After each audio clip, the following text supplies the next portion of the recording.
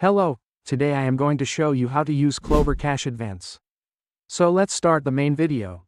First, open Play Store or App Store. Then download Klover app. Now open the Klover app. Now click on Sign In if you have an account. Then enter your email address and password, then click on Login. If you don't have any account, click on Create Account. Then enter your email address and click on Next. After that, enter new password. Then tap Link Bank inside the app. Select your bank and log in. This lets Klover check your income and direct deposits. The app analyzes your deposit history. If everything is approved, it will show your cash advance limit. Klover usually works best for people in the United States with a US bank account and direct deposit income. In conclusion, using Klover Cash Advance is a simple way to get a small amount of money before your payday.